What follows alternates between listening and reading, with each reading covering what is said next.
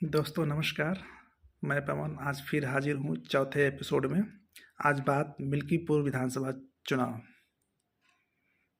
की होगी। तो दोस्तों वहाँ पे सपा और बीजेपी के लिए कांटे की टक्कर है। अब देखने वाली बात है कि वो सीट किसके पक्ष में जाती है। वैसे वहाँ लड़ने के लिए तो आज़ाद समाज पार्टी भी लड़ रही है। तो मेन लड़ाई जो है वो भाजपा का है और सपा प्रत्याशी का है।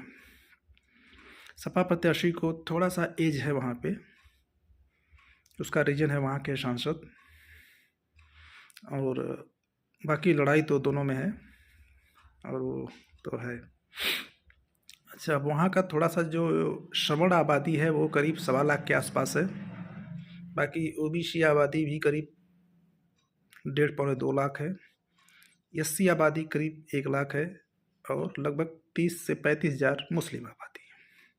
टोटल 3,70,000 वोट वहाँ पे है।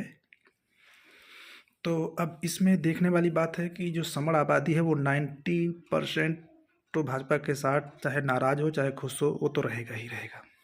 वो तो घूम फिर के उसी में वोटिंग करेगा। भाजपा ओबीसी और एससी में कितना सेंधमारी कर सकती है उस पर उनकी जीत निर्भर करेगी। क्योंकि यादव और मुस्लिम भी घूम फिर के 90% सपा के साथ रहेंगे। तो जो सवर्ण वोट बैंक है भाजपा का और जो इनका यादव और मुस्लिम वोट बैंक है, ये दोनों एक दूसरे को बैलेंस कर दे रहे हैं। तो अब जो बच रहा है वो जो इनके अलावा जो जातियां हैं वो किस तरफ झुकाव लेती हैं, वही बस देखने वाली बात होगी इस चुनाव में, और वही जीत। और अगर भाजपा जीतती है तो वो 27 के लिए ये मान के चलेगी और लोगों में बताएगी कि अब लोकसभा का जो लहर था अब वो नहीं है, अब भाजपा पूरी तरीके से माहौल बना चुकी है अपने पक्ष में।